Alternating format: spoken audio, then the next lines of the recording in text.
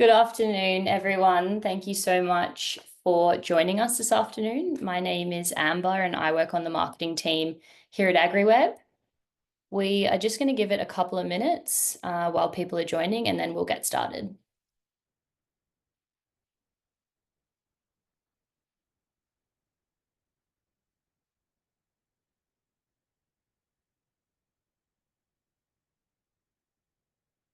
While you're joining us, I can see we've got quite a few people flowing in. We'd love to hear where you're tuning in from this afternoon. You can use the chat function at the bottom of your screen just to let us know where you're based.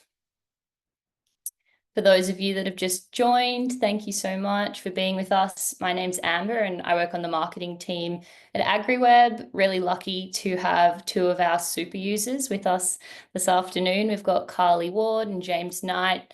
We've also got Isabel from our implementation team. We're just going to give it a couple more minutes and then we will kick off. Got Mark from Cooler joining us. Dean from Charleville. Quite a few Queenslanders on the call, Carly. You'll be happy to know.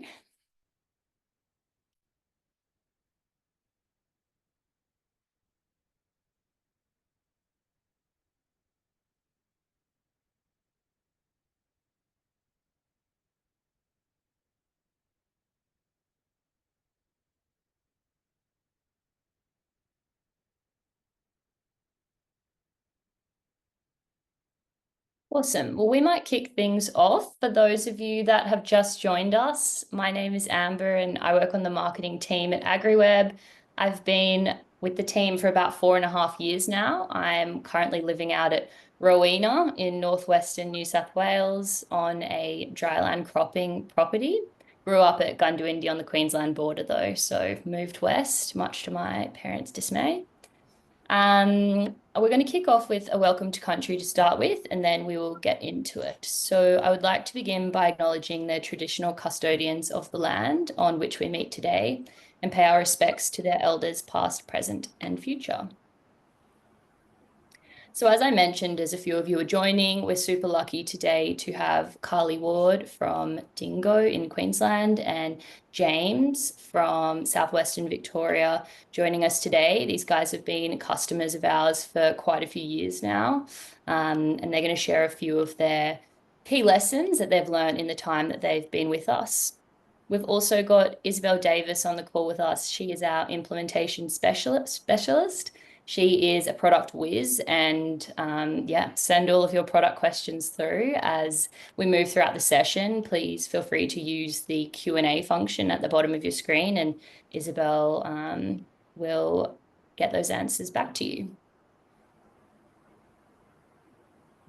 So we're going to start off today with a very brief introduction to AgriWebb. I know we've got quite a few customers on the call, but there are a few non-customers as well. And then we're going to jump into a quick introduction to Carly and James's operations. And then we're going to have what I'm hoping will be a really insightful panel discussion. And we'll finish up with a Q&A, as I mentioned. So as we move throughout the session, please feel free to pop all your questions in for Carly and James as well. And then if there are any AgriWebb specific questions, Isabel will get back to you guys. We will be sharing a recording of this session this afternoon. So if you do have to jump off early, we'll send that through.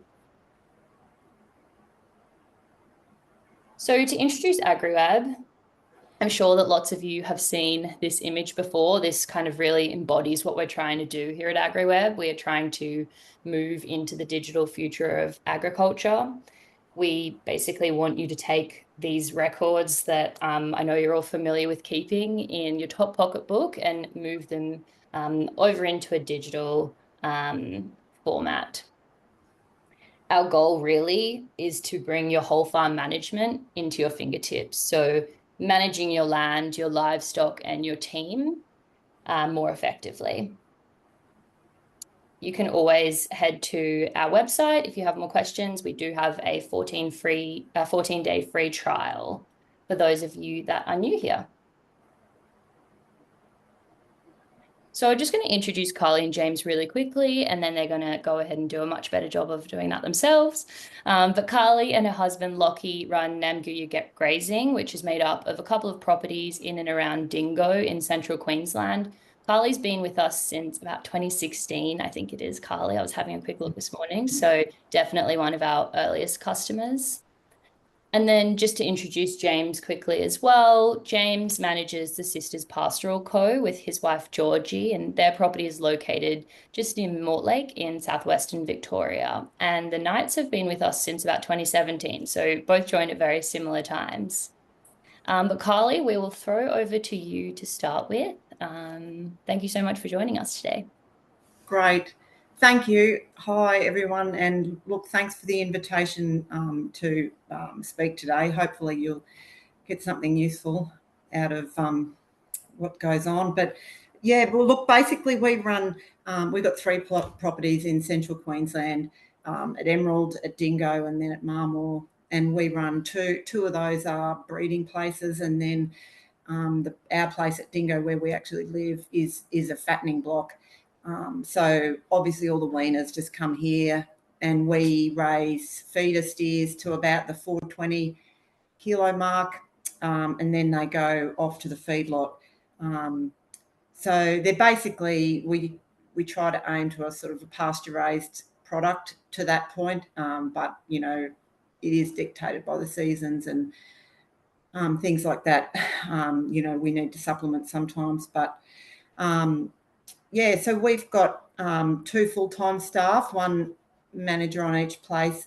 We've got one nearly full-time over on one place, and then the occasional sort of contractor. But I'm sure everyone feels the same way. But I feel like it's never enough staff at the moment. But so basically for our business, probably the biggest rate limiting step that we come up against is sort of financial pressures, and also because we've got a Wagyu production system, where also the other important thing for us is collecting data. So basically everything we do with AgriWebb at the moment is focused around these things. I haven't even got to a lot of the stuff I wish I could get to, like the grazing stuff and things like that. So we're certainly not using it to its capacity, but it's a really huge part of my day-to-day business, so we use it a lot. We've got a pretty significant debt structure. So we came to AgriWebb in the mob. We used the mob-based program in 2016 to sort of try and get a handle on our numbers a bit better, which seems like an easy thing, but the fencing and the also the land systems up here, can be challenging at times. But also, to get a handle on numbers, and also to help with our compliance, like make sure we're ticking all the boxes across our compliance requirements. So basically I use it to keep a really good reconciliation, and then I feed that back into my financial software. And, we're always trying to do things better or expand or, make another financial commitment. So it's really important for me to have that stuff in real time, like at my fingertips, and not having to delve back into the yesteryear to try and retrieve it. So,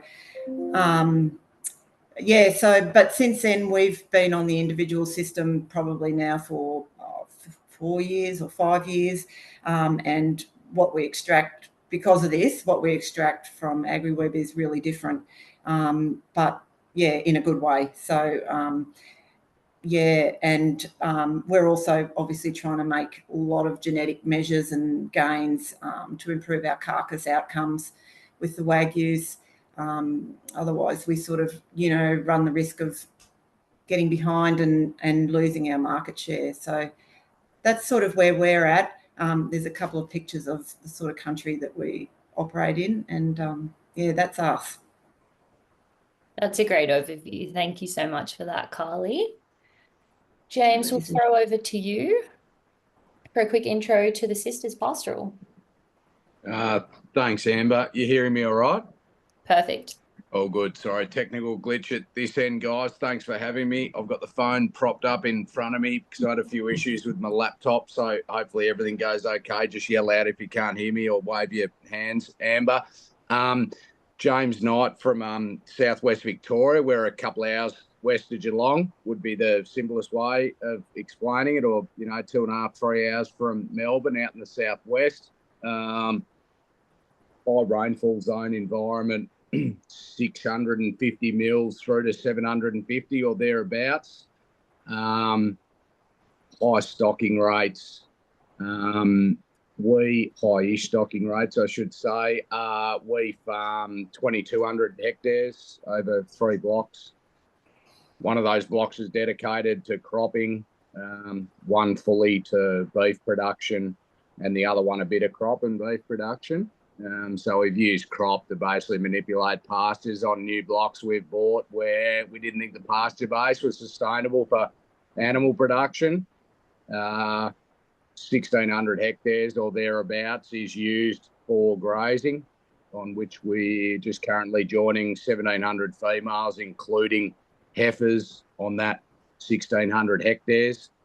And all weaners are carried through to feeder weight, so 450 kilos of steers.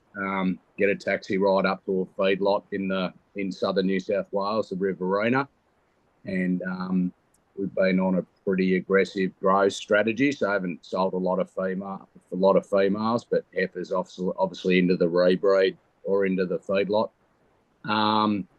Very, very ordinary season. I reckon we'll get to later on when we talk about data. Pleased to hear some of you guys up north are getting rain as far as the cattle market goes, but you could fall into a bucket down here and come out dry this year. Georgie, myself, and 2 full-time equivalents. I think I've talked about what the operation is. And really, AgriWebb was part of probably a 3-pronged package where I was just looking to set up systems and processes similar to what we had in my corporate role in Melbourne when I was in that space. Which works well. We've got Figured doing the farm management reports. Got AgriWebb, which basically runs the farm or does everything operationally, and then we have Zero for accounts payable, which Georgie runs. So that's basically a snapshot of where we sit, Amber. That's awesome. No, that's a perfect overview. Thank you for that, James. And yeah, I think it's probably a great place to start, actually, is talking about the season that you're having. James, did you want to expand a little bit on that? I know we spoke earlier today and you mentioned you've been running around putting out fires. So it's obviously been very dry where you guys are. And we might start with you and then we'll throw back to Carly just to chat about the season. Yeah, all good. The joys of being your local fire captain. Season-wise. So typically, a lot of northern mates, what happens down here is typically our toughest time is in the middle of winter, and it's due to a completely saturated environment where plants go anaerobic and we're walking around in mud. That has been a huge change this year, 450 mils year to date on a farm that typically receives 660 annually. The question was around, I just made a comment to Amber that AgriWebb's been incredibly powerful this year in making strategic decisions. When you've collected data for as long as we have in that platform, anything from food on offer through to weaning weights, stock rates per hectare, it's been really powerful for me actually having that data when we've looked at what levers we're going to have to pull to get through. I think that was it.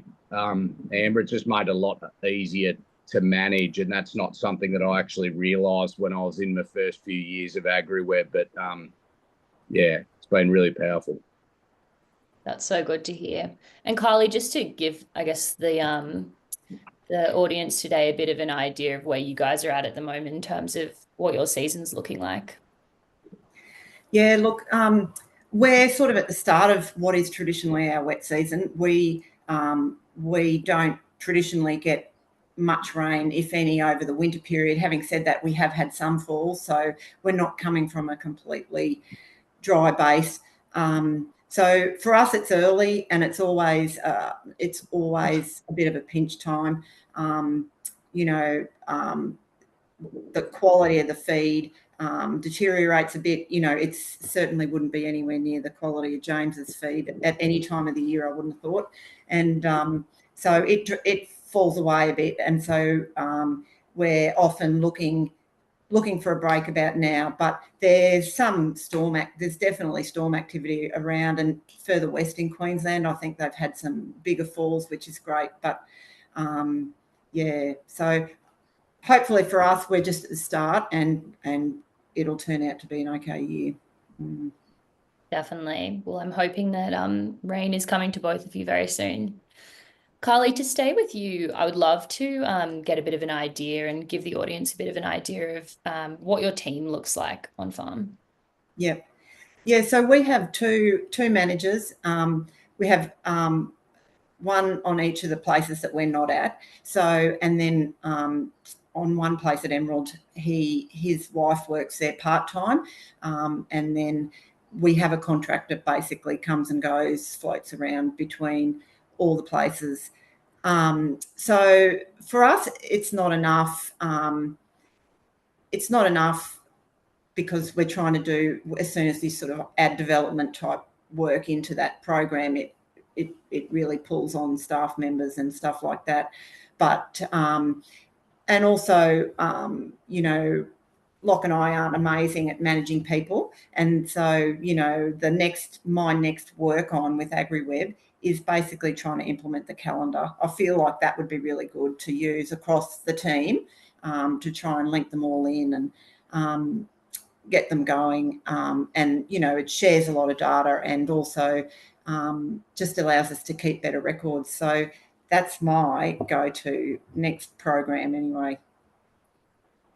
Well, it's definitely a good place to be looking towards. I saw Isabel's face light up because I know she's a big fan of the calendar. Have you guys been using tasks on farm at all at this stage, Carly? No, look, to be honest, we haven't been. The tasks sort of, I feel like it's basically a matter of delivery, and that I probably haven't delivered it as much as well as I could have. And basically, we started up the task things, and then they sort of died a natural death. No one really did them, basically. And so I feel like I need to sort of have a training implementation stage where we look at the whole calendar and the tasks as well. But it's an amazing tool, and we should be using it. Well, yeah, I mean, we can definitely help you get up and going with the tasks. I know they're one of our most used features across our whole customer base, and definitely become a bit of a game changer. When you get everyone up and running. Just in terms of adoption from your team in general, though, Carly, how have you found that process? Oh, look, it's probably challenging. It's difficult because the outcomes of it all are really important for me. And as I said, Locke and I aren't amazing at delivering. We're not amazing with people, but we try. And I suppose one of the things that we've come up against is, so with the individual system, and then we've tried to get them to run live sessions at the crush. And so what happens is, they get to the yards, and they do have a lot to do. They have a lot to get through in the day. They're probably feeling the pinch of trying to get to the end of the job, and lots of things to remember. And then it won't connect up with, like, we run a true test and a Samsung tablet. So the AgriWebb syncs to the true test, and then we can run a live session off that. And then it won't connect up. And, and then Jason has to drive to the top of the hill to get service, to maybe ring you. So it's, I can see why it falls down a little bit. So we've sort of reverted just that bit. But whereas for me, I'll sit there, I'll ring you, I'll get it sorted, and I'll continue on with my live session. But so the best thing for our business at this stage is probably everyone does their files, and all files are then uploaded to my hub, and then I can get access to that, and I run the whole program now, except for rainfall and paddock treatments and things like that.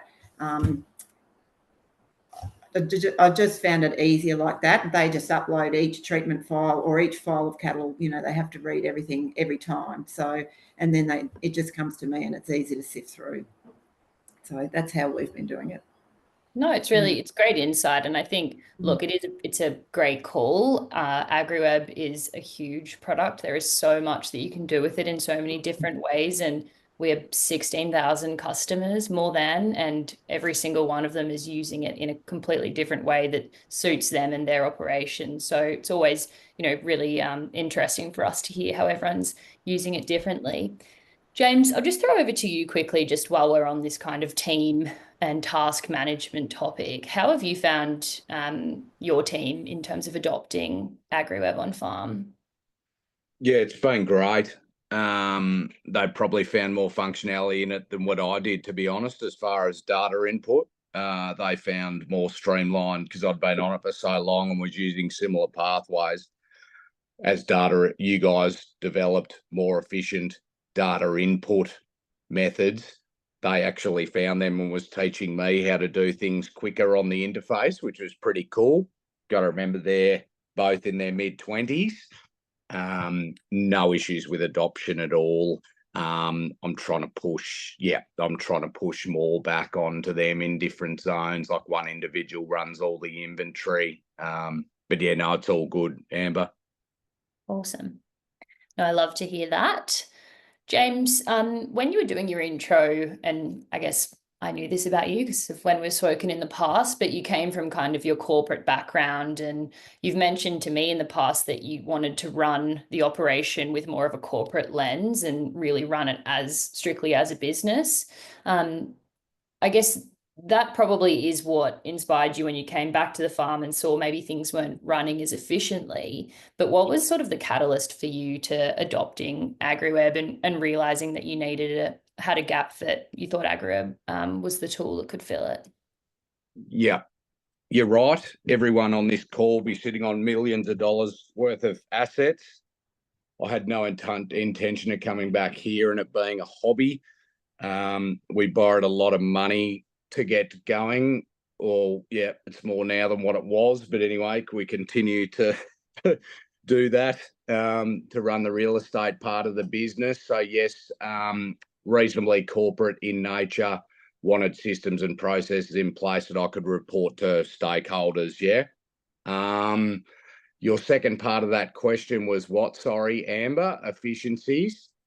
Yeah, just sort of what was the catalyst when you first got back? What were the big gaps? Yeah, good question. I've talked about this a lot. So when we came back, I was doing a hell of a lot in pocket notebooks and then onto paper in the office, then into Excel spreadsheets when I had to look at stuff analytically. Was taking up hours of time that you should be spending with your wife, girlfriend, and or kids, or having a drink.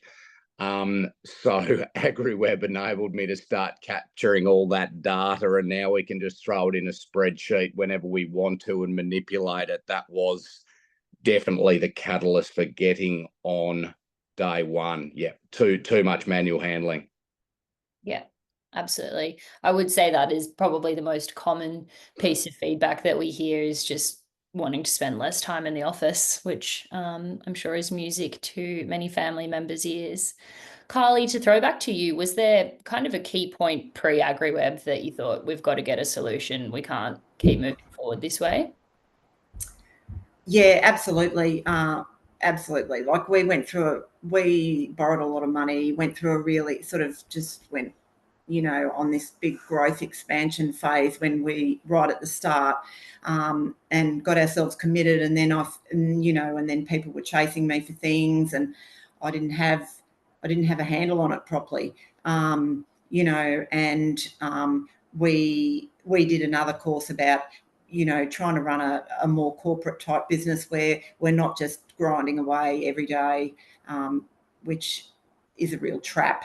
and we still find ourselves getting stuck in it, but and taking a look at the bigger picture. And we absolutely needed to have a better handle on our livestock reconciliations, so that we could accurately, otherwise everything I was budgeting was just best guess. And I did find what led me to the individual system was that, I felt like with the mob based, I'd go, I didn't trust when the animals didn't turn up at the yards. I didn't know if I'd just got the number wrong at the start. It was a bit too easy for me to delete animals or something or make it up. So with the individual system, it's sort of forced me to get a better handle on it and just get things under a bit more control, which we really needed.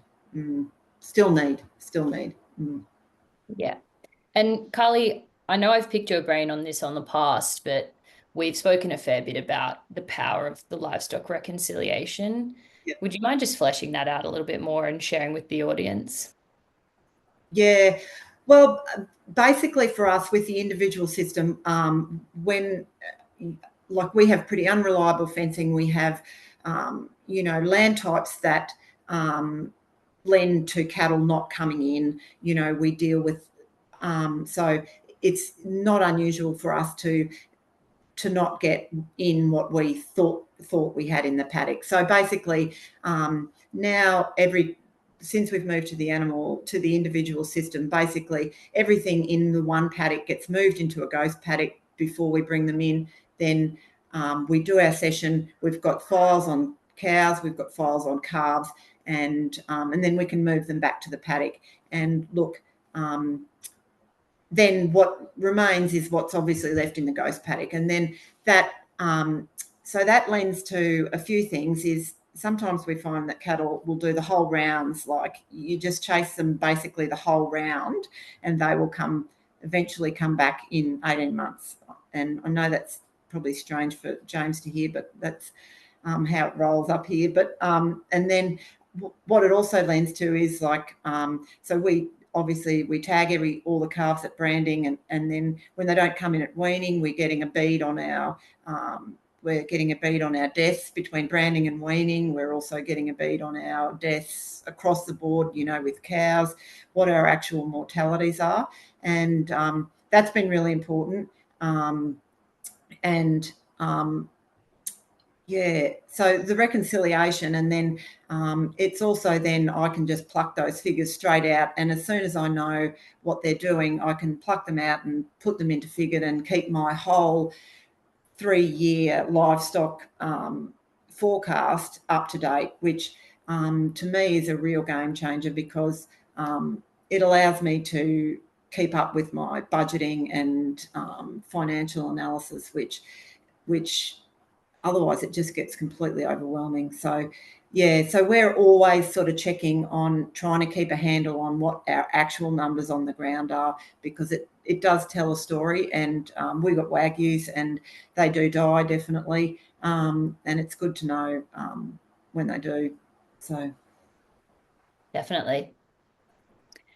Isabel, I think you might have had a question in the Q&A about transitioning from mob over to IM. Did you want to throw that one out to Carly?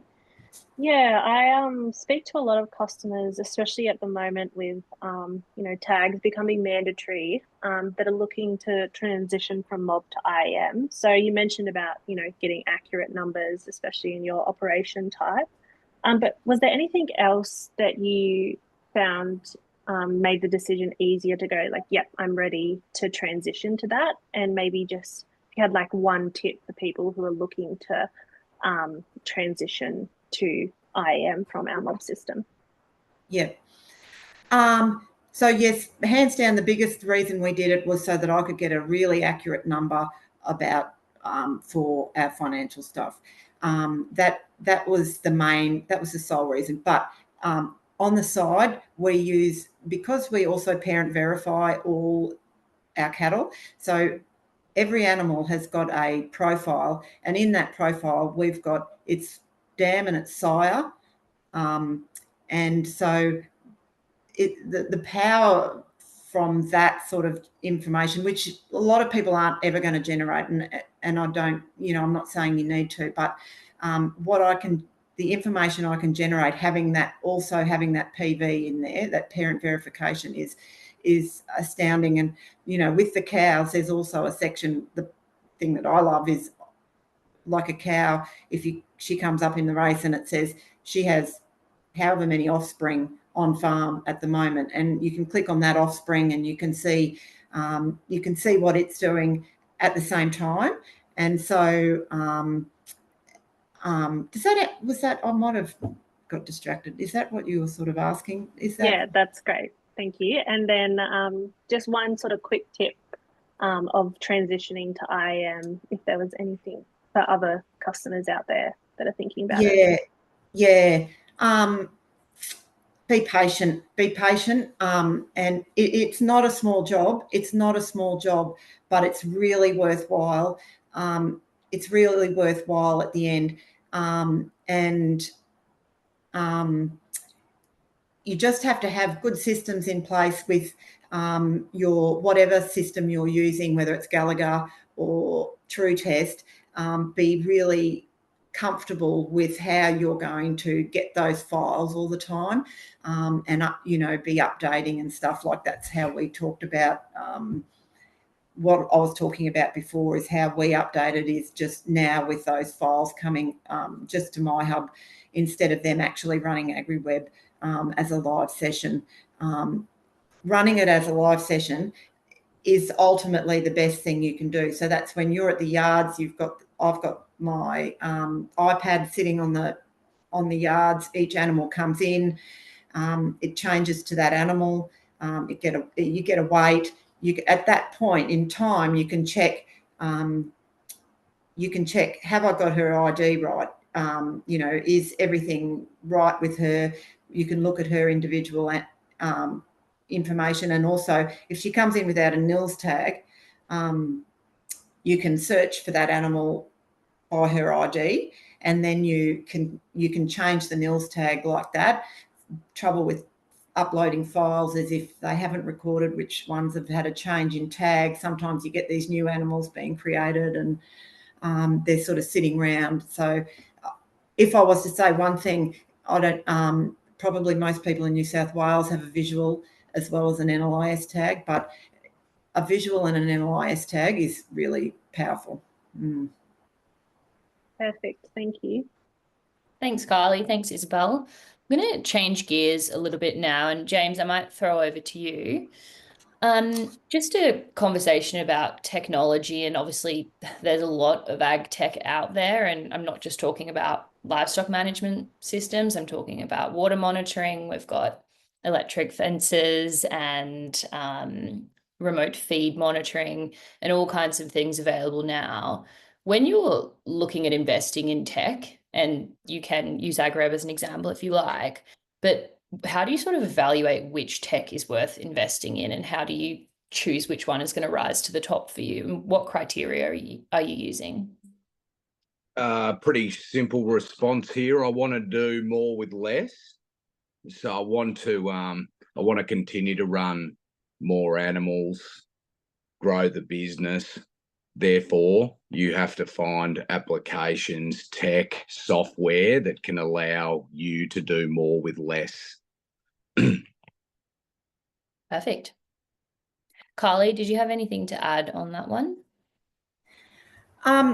Look, I just with tech, I just sort of like real advocate for just doing whatever you can do, because I feel like as far as an investment goes, it's not really substantial, and as long as it doesn't chew up heaps and heaps of your time, most of them, have got a real benefit, and a really tangible benefit. Like, we've got an OptiWeigh out in the paddock, so that has literally quartered the amount of mustering that we have to do, because we're getting regular weights on feeder animals that feed back into AgriWebb. So, and I feel like what I'm trying to transition to is like, it's almost like a succession plan where I've got these tools, like James says, you know, achieving more but doing less. And I've got these tools working for me in the background, you know, hopefully kicking the goals.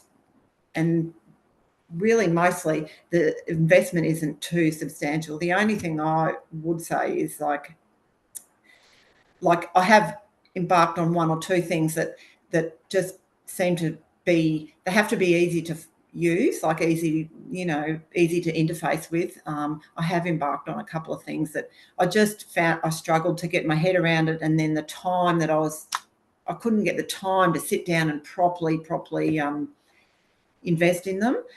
So as long as they're simple and easy to use, I think it's really good ideas.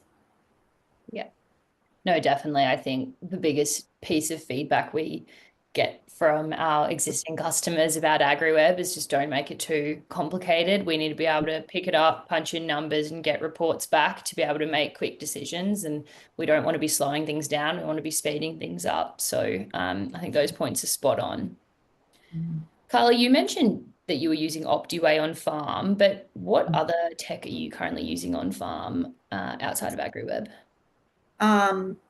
Yeah, so we just have an OptiWay, and we have farm bots that are linked into AgriWebb. So that's really nice when the rainfall's all there. With the, you know, the water monitors and also the rain, we've got some rain gauges.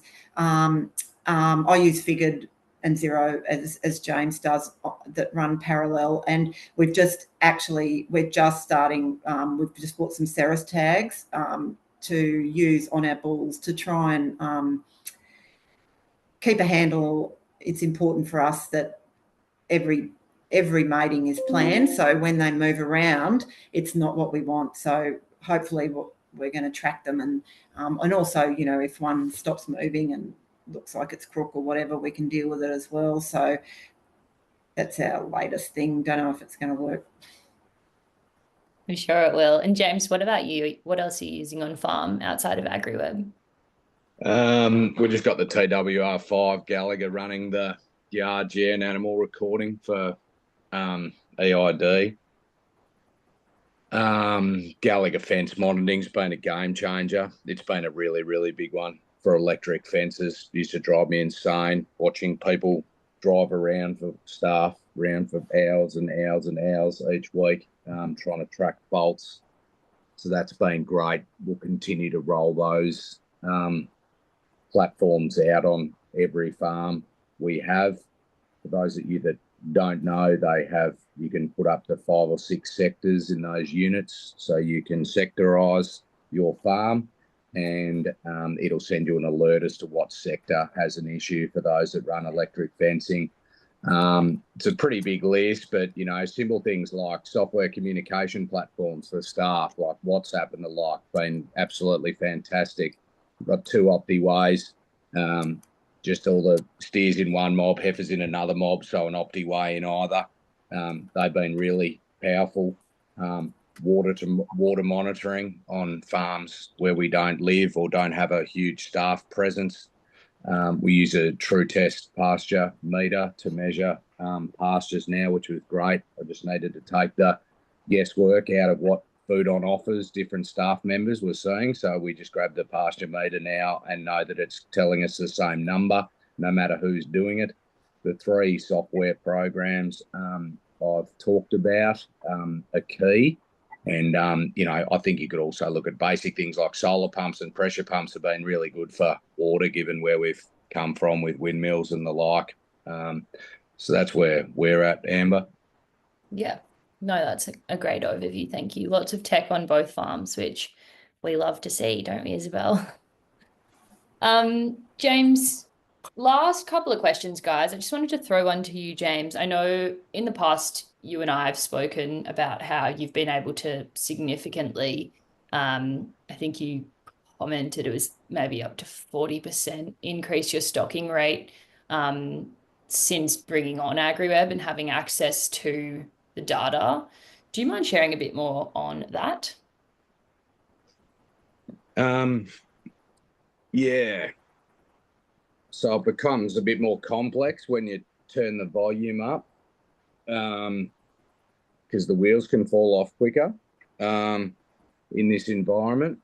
Yep, stocking rates increase significantly. What's increased significantly is, the 700 breeders we started with that have become 1,700. AgriWebb runs the operations, so this is really basic stuff, but it's really powerful that when we move, food on offers or residuals are recorded. We know what covers we're going into when we move. All the staff move mobs. Bulls are noted when they break down. The list is endless. It'd be hard to know how we would be doing it without that platform. It's been pivotal in measuring where we were and what we've got to, and at the times where you tip slightly too far and you need to maybe wind it back a little bit. Awesome. And Carly, just to throw back to you on that kind of similar vein, I know very different operations, but what are kind of a few key things that you would attribute to your success since adopting AgriWebb? Look, for me, it's the most important. A lot. We've done a lot from it, and it's by getting a better handle on our financial stuff. Like, I know I've banging on about that, but that's probably the crux of what we're doing. And for us now, we're able to make decisions, big decisions about. Also, we're looking at, like, if we have to use supplementary feed. We're running some trials, on different supplementary feeds and trying to find the most cost-effective one, because we're measuring a lot more data, and we're feeding it into a system that allows us to capture it all. So, instead of using the old traditional M8U that now molasses is extremely expensive, we're trying to look at different options, and we've been able to use AgriWebb. Like, we always get a tail in our Wagyus. There's always a reasonable tail in the calves, and so I've identified them now with a management tag, and so then I can use that information to either I can look at their dams and say, is she repeatedly bringing a rubbish calf to branding every year? Then she needs to go. Or is it the paddock management that's not up to scratch?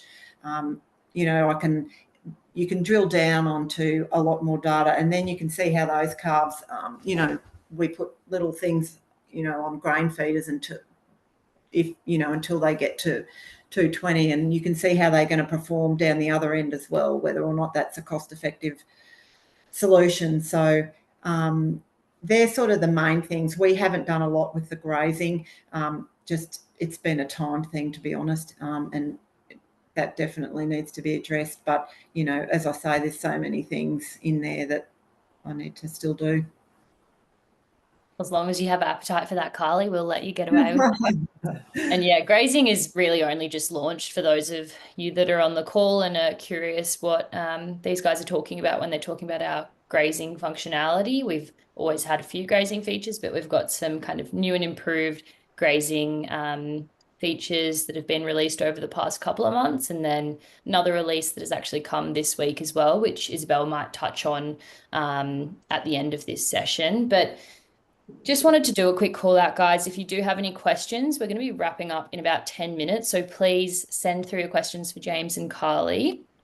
But last question for you guys from me, and then we'll jump into the Q&A. Super simple one, but just, James, I'll start with you. What advice would you give to someone that was looking to get started on their journey with ag tech? Good question. I think on Carly, like I saw Carly before, I tend to agree. Like, it's hard to articulate, because AgriWebb, I don't mean to rehash what we've just been talking about, but I just want to make it really clear. It's hard to articulate everything that AgriWebb does for your business, because it does so much. I didn't mean to just brush over, a few things before, but without actually sitting down and dot pointing it all before a presentation like this, it's hard to articulate. Like the information's paramount. I think I covered off on ag tech and my view on it. I want to be more efficient. Labor's expensive, and we need to do more with less. The other thing that, if I give context to, like, maybe there might be some of them on the line, but a beef plant or a beef processor currently where we're investing millions of dollars to increase efficiencies in that plant. I can't help but feel in these grazing sectors that, like, what is the next efficiency jump for these businesses? We've done yards, we're on AgriWebb, we've got laneways, good dogs, good horses. Like, I'm just looking at ag tech without getting silly about riding, the front of that wave. It's like, what tools or tech can you invest in that might give you an edge as far as efficiencies and labour gains would be how I would summarise it, Amber. Yeah, absolutely. And Carly, any last thoughts, any pieces of advice for those on the call that are looking to adopt AgriWebb or just ag tech in general? Yeah. Oh, look, I'd say just give it a go. And I suppose the other thing with AgriWebb that needs to be mentioned is that the support's really good. So for us, 9 times out of 10, I can ring AgriWebb crush side and I'll get an answer at the crush. So I think that's really powerful. And I think whatever ag tech you decide to adopt, the support system needs to be there because, like, when you start with anything, you're just a newbie and, it's all fumbles and everything like that. And so some stuff around doesn't have great support. And so if you choose the wrong product and don't get the backup, you'll just throw your hands in the air and it'll all be over. But, I just like what it's done for us is, is immeasurable, to be honest. So I just would say give it a go and, see how you go. Perfect. Thank you both so much. We're going to jump into the Q&A now. So we've got a couple here. James, the first one's for you from Bruce. Thank you for the question, Bruce. He was wondering what the details of your pasture monitoring meter are. Oh, g'day, Bruce. It's just the True Test pasture meter or plate meter that you'll be able to Google. Like I said, it just allowed more accurate readings consistent methodology across staff. Yeah, it's just a True Test one, mate. Perfect. Would be great if the True Test monitor could be synced up with the paddocks in AgriWebb and we push food on offer in Amber. Trying to cut you off before you got to that, but put that in there. Isabel, I might throw over to you with your couple of questions. Yeah, I also had the same question as Bruce, but you've answered that, which is great. But James, I was wondering, we have a lot of the people I talk to are sort of just getting into like measuring their pastures and things like that. What are sort of the basic grazing decisions you were making at the start, and then now that you've been doing it for a while, where sort of do you want to go, and where could AgriWebb help you with that? Yeah, so I started off just getting an intimate knowledge of how many units fitted in a hectare in a particular paddock. From that, you want to make small incremental gains on each hectare in our game, and there'll be a lot of producers, I assume, on this call that run on similar covers that we do, where we might bounce from 2 or 3 centimetres of grass to 20 centimetres of grass or 30 centimetres of grass, and that's all we really get to each year, and we bounce off the bottom a lot. My advice is to actually just start measuring and keep it simple. there is like pasture rulers out there that you just throw on the ground. My advice would be don't get too hung up on whether it's 1,000 kilos or 2,000 kilos. Just start measuring. And if you measure at the point that the stock comes out of a paddock and you re-measure in a certain amount of days, you will then very simplistically start to get a feel for how your pastures grow. Awesome. Thank you. And for anyone on the call that didn't know, obviously the AgriWebb app works offline and you're able to record your feed on offer with those pasture measure rulers, or if you know the kilos of dry matter, you can record that when you're moving mobs. It's within that dialogue, but also you can just do ad hoc feed on offer records. Go ahead, James. Yeah, so just on that, like this year where we knew we were having a shocker, really powerful to have food on offer records that you could look back on that were date stamped at previous years to see how far behind you were. So building, just throwing some numbers, feed on offer numbers or grass cover numbers into AgriWebb can come back to really help you in the future, I found. Yeah, that's great advice and a great little segue for me to start to give you guys a little spiel on our new grazing planning add-on that we just released today. So one part of that is our grazing chart, which you can look at year on year, how much you've been grazing certain paddocks and how many rest days they've gotten, comparative to rainfall as well. The other half of that is our new forage-driven rotational planner. So every time you're recording either feed on offer, or we also allow you to record stock days and DSE days or pasture rating system in AgriWebb. What that allows you to do is we'll suggest to you as you pick paddocks how long you should graze those paddocks for and how long you should rest them for. So just making sure you're sort of looking after your country.